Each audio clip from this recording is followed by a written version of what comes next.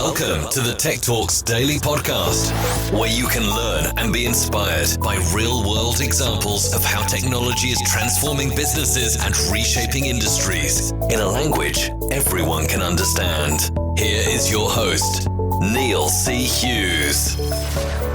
Welcome back to the Tech Talks Daily Podcast. Now, if you are a tech enthusiast looking to learn more about how technology alliances have solved industry challenges and empowered people, businesses, industries, and the global community to unlock their full potential, this podcast is for you. And as you listen to this podcast, no matter where you're listening in the world, I suspect you have encountered products by Microsoft, AMD, and Citrix. But if we dare to zoom out for a moment, there is an argument that these three tech companies are actually three separate pieces to a very big jigsaw. So I attempted to push the envelope and try and navigate 4 time zones to get myself, Citrix, AMD and Microsoft all onto one call to learn about how they're collaborating to ensure all these pieces work together. So today I'm going to try and navigate 4 calendars, time zones, and try and get everyone on the podcast for a quick chat. But enough from me. Let's get them onto the podcast right now. So a massive warm welcome to the show, guys. Can you tell the listeners a little about who you are and what you do? Hey Neil, good to talk to you. My name is Isidro Gonzalez from AMD, and I am in charge of data center GPU enablement, in particular working with Azure. Thanks, Neil. Nitin Sharma, Senior Product Marketing Manager at Citrix. Primarily focused on, part of the Citrix Workspace Services Group, primarily focused on the app and desktop side of the portfolio. And then if you go one click down, we kind of focus on that HDX technologies and how we're looking at improving, that experience for those remote workers or any workers that are leveraging virtual apps or desktops.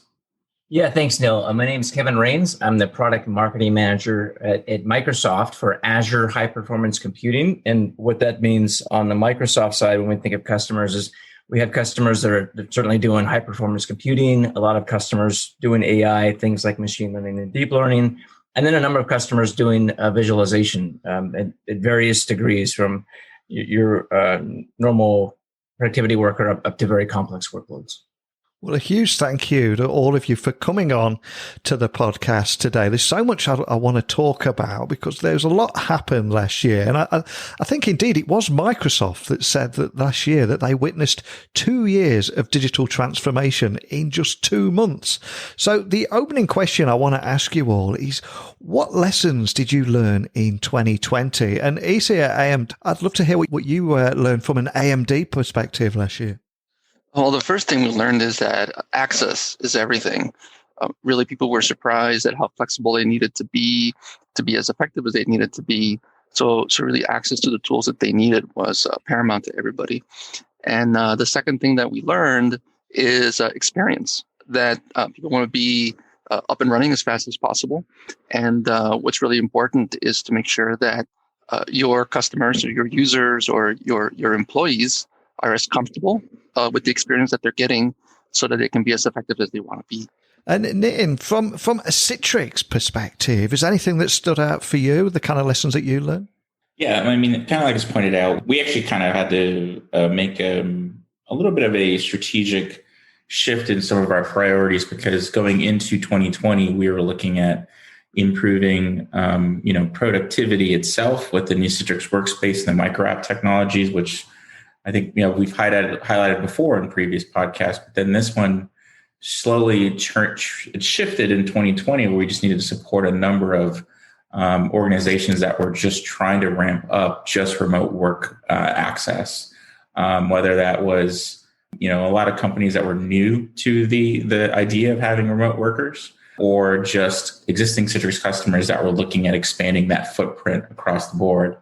The main thing we learned is just basically trying to focus on how we help organizations deliver to that access and that seamless access.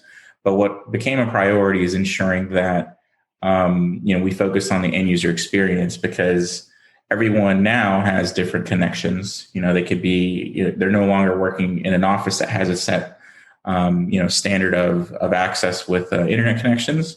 Now you had workers that are working on some challenging network conditions and further away from, the resource locations, and, can cause some issues with, some latency issues. Is sort of like, how do we position and tell our customers that our customers are looking at solutions that we're here to, when you're going remote, how our solutions kind of help address those key things, because that was high priority for a lot of customers, ensuring that users had seamless access, quick access to what they need to do to get their work done.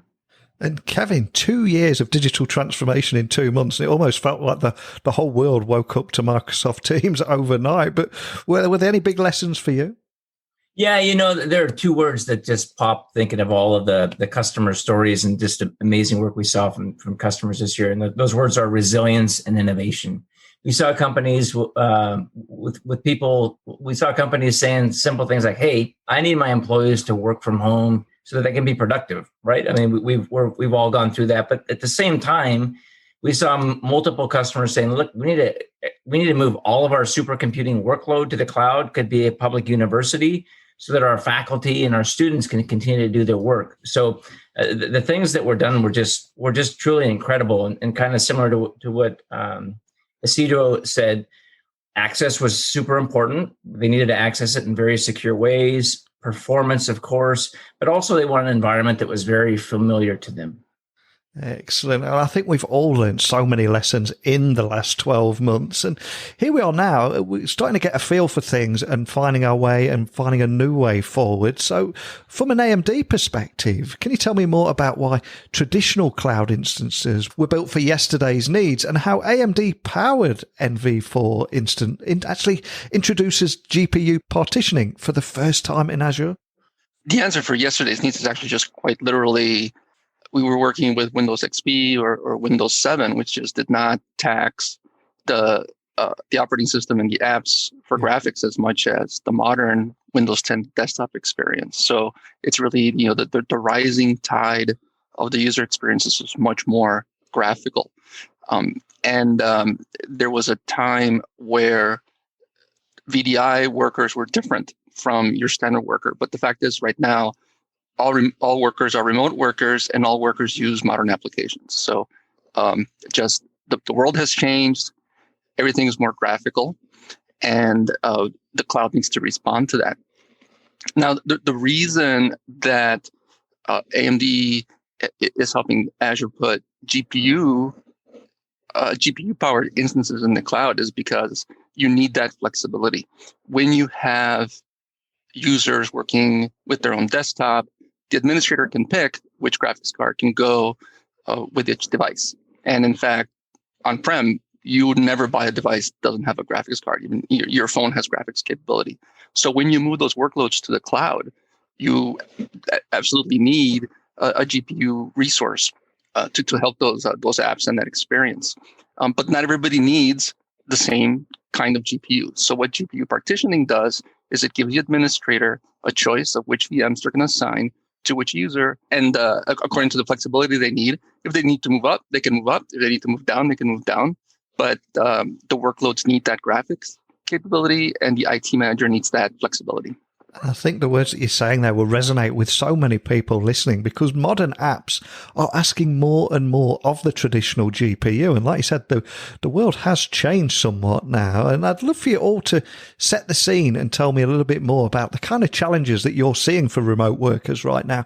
And you see, I'll throw that one to you first. I think it goes back to the experience. I think what the modern desktop from Microsoft provides people that's really fantastic is the Windows 10 experience is really what the OS provides, along with Office 365. And all of those apps have a very smooth experience and integration. So we're just doing our part to make sure that is also available to the remote workers accessing VMs in the cloud.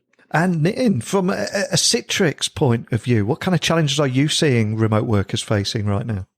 Very similar to what, which is Isidro was just mentioning. It's just the idea, the fact that these are applications now that are not being accessed on their own machines.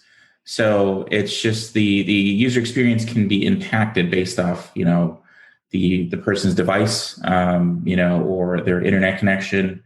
So it's just ensuring that how do we help that end user be able to access those graphically intensive applications or heavily CPU resource type applications be, when they're delivered from the cloud or from maybe some, from Azure, like how do they ensure that they're going to get that, seamless access or that local like experience? It's also a little bit different type of access. They're no longer, clicking an icon on their desktop. They're either going to launch in through Workspace app through their web, or they're logging in through a Workspace app client. So when they're launching that application, how do we ensure that they're, when they launch it, it's quick and seamless, but it functions like a locally installed application.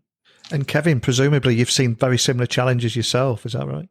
Yeah, you bet. I agree with everything that's been said. I think the other thing that I would just throw in there, because this year is such an anomaly, right, is we have traditionally talked to a couple industries where they've said, look, we're never going to have our people work remotely just because of the nature of what they do.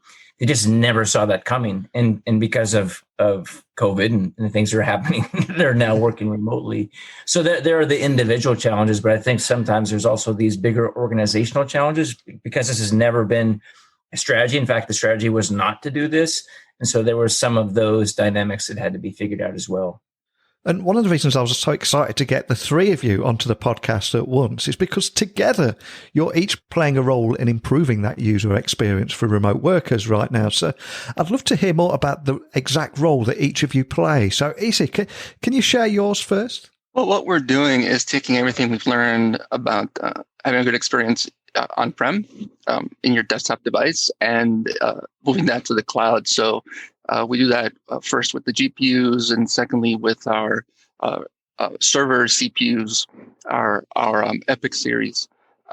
So really, what we're learning a lot with partnering with Citrix and with Microsoft is how to enable all that in a data center environment, the virtualization, the management, really to make the IT manager's experience smooth, so that they can make the user's experience smooth. And Nitin, exactly the same question to you. Yeah, so that kind of builds on. We have a long history of working together, Microsoft, and working with AMD on improving when we're improving the on-prem data center experience, delivering graphically intensive applications and through the on-prem GPU acceleration. So we've just extended that to now when those workloads can be delivered from Azure. It's just working together and taking that next step as customers are looking at moving into and expanding their cloud strategy. On top of that, it's just introducing tools and management tools that help the administration side of it, being able to monitor the performance of these workloads that are being delivered, so they can maybe proactively determine if there's an issue with the access to a workspace, whether that's network connection related or something maybe like the profiles didn't load properly. It's just sort of like they could proactively improve that end user experience. And outside of that, just plugging in the HDX protocols that we have, it's just we're constantly trying to improve with every release that we do. How do we optimize that GPU or CPU usage, and sort of figure out how we can accelerate access, even if an end user's on a poor network connection. And Kevin, from a Microsoft point of view, what role do you see in continuously improving that user experience for remote workers? Yeah, I support the Azure marketing, as I mentioned in the intro, and so we're constantly looking at what's our roadmap? How do we provide the best experience for our customers across the different areas that I had mentioned? And so we're constantly evolving. We're regularly working with fantastic partners like AMD, and partners like Citrix are our go-to-market engine, right? So we're constantly partnering to make sure that our customers have what they need. We're bringing the latest and greatest, whether that's price, whether that's performance, whether that's flexibility. And then I also partner internally with other folks in Microsoft for areas like WVD, again, to give customers flexibility and choice. And I think something that every business is going through right now is trying to wade through those long list of challenges. And I think now more than ever, there'll be a big, huge question mark over the ROI of every single IT project now that they're expected to do more with less. But equally, they need tech more than ever with so many people working from home. So for those decision makers listening, what are the business benefits of improving the employee experience, would you say? And Isi, I'll throw that to you first. Really, it's about flexibility. The main business benefit is that you can pick and choose which priorities you're going to hit and tackle first. And for that, the IT decision maker needs flexibility. So you don't have to swallow the elephant whole. You can look at what's really going to make a difference for your business. Focus on that. Clearly, you've got investments in your on-prem. You can focus, optimize, get whatever you can from that. But then there's going to be things that you're going to need to expand, or you need more access, or you need more security. And then that's precisely what moving to the cloud does, is it gives you this smorgasbord of other services that you can get, other tools that you can rent by the hour, or not have to have a huge CapEx commitment to. So that is a huge business benefit, because then you can really pick your spots and really solve the problems that give you the biggest impact right away. And I would imagine this is, I know this is a subject very close to your heart too, but what do you feel are the biggest business benefits of improving that employee experience? Yeah, we've actually, when we were talking about the Citrix workspace, and when we were developing and sort of revamping that user interface, it was just, seeing that if you improve employee experience, you improve you're essentially improving productivity.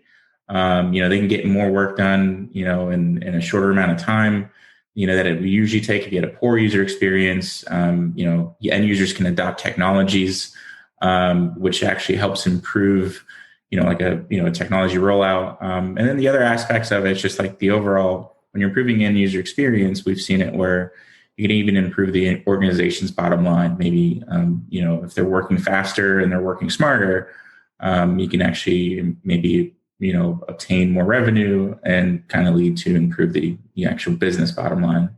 And Kevin, I would imagine this is a question you get asked a lot, right? Yeah, kind of similar to what Nitin just said.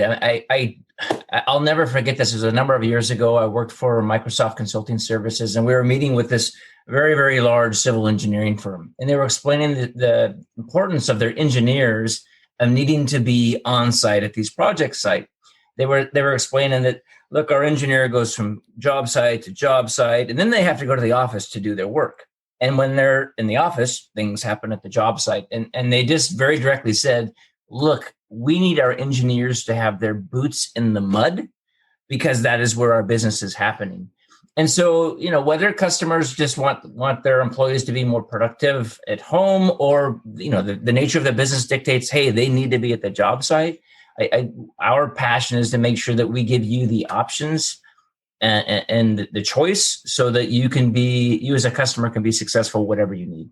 Kevin, and I think that's the great example, because, we have customers, for example, are doing maintenance on airplanes. And if you have to have the tech, crawl out of the belly of a plane to read the manual, then she's wasting time.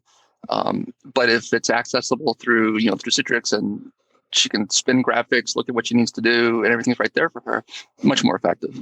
Absolutely.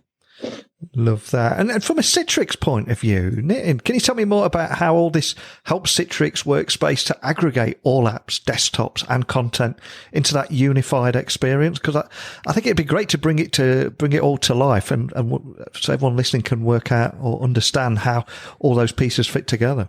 Yeah, so all of it's just working with our partners like Microsoft and AMD is just ensuring that we're delivering that unified experience, trying to give access to the application that an organization wants to provide for that end user. But the main key thing is, none of this is locally installed. These are users that are working on various types of networks. And in a lot of these applications are graphically intensive. So together working, Microsoft and AMD is ensuring that, when these applications are being delivered in that Citrix workspace, is when that user accesses it, that they're getting that, an optimized experience. And there's no hangups when they're trying to access that, their apps, their desktops, or their files. So, it's just the main key thing here is just because of the fact that they're not accessing something that's installed that requires a network connection to access. It's just to ensure that we're, delivering that experience where it's there's no degradation in that experience. Now, last year was an incredibly turbulent year, and many businesses will now be looking to technology to help them bounce back in 2021. So now we're here.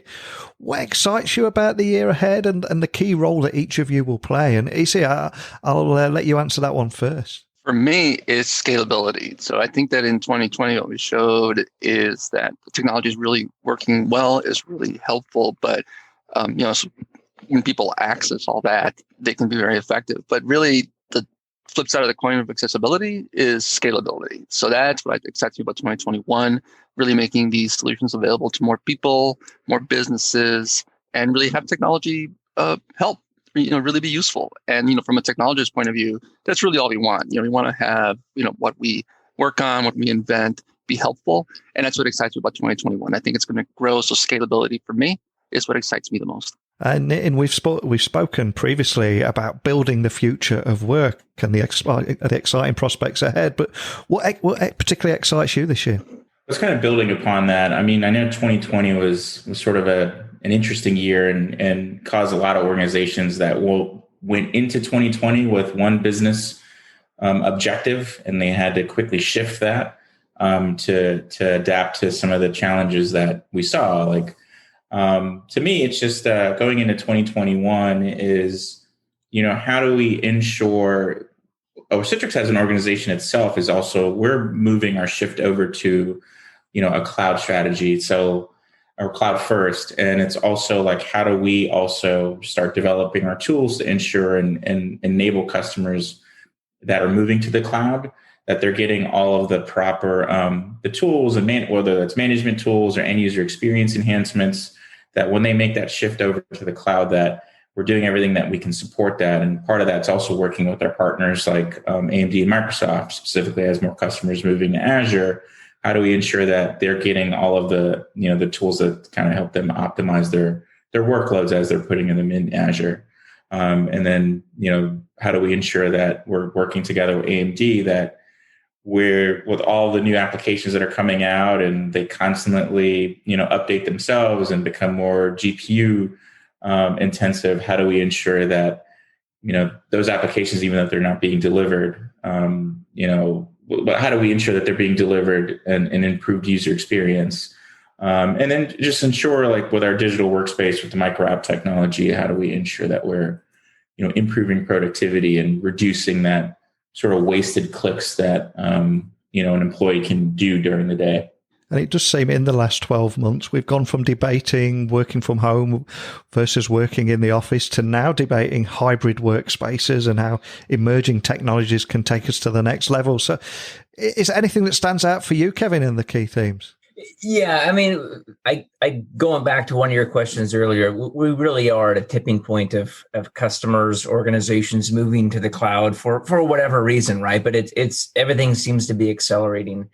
And so if I use this last year as a backdrop, we're just extremely, extremely motivated to bring products to market that help our customers as much as practical to continue with their daily lives in a very productive way. That is our end goal. There's a lot of different customers that in types of customers that I support just within the little business where I'm at. But that is our driving function, is we want customers to be successful as much as possible. Well, I've loved chatting with you all today. It's been, we've only just scratched the surface of some of the problems and issues and solutions out there. So if anyone wanted to dig a little bit deeper and find out a little bit more about the role that each of you play, Isi, what would be the best place to go to find out more about AMD and contact your team if they wanted to continue the conversation we started today? So they can go to www.amd.com/NVV4. And Nitin, where was the best starting point be for Citrix? I mean, ours is just keep it simple. So it would just be citrix.com. But we do a lot of our announcements and feature announcements, like specifically the ones that get into the nitty gritty. Like that would be on our blog site. So it would be citrix.com/blogs.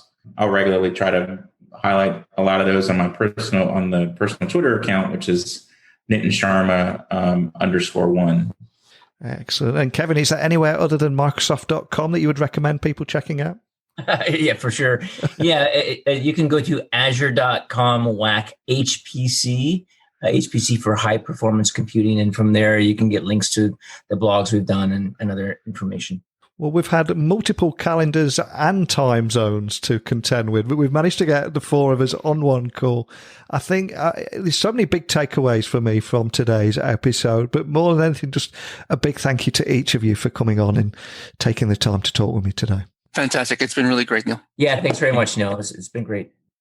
So I cannot thank today's guests enough for uniting and agreeing to come on this podcast and talk about what they do at AMD, Microsoft and Citrix, but ultimately sharing how they're collaborating together and reshaping and reimagining how we work, which is no longer confined to just our office or our home. It's anywhere and everywhere.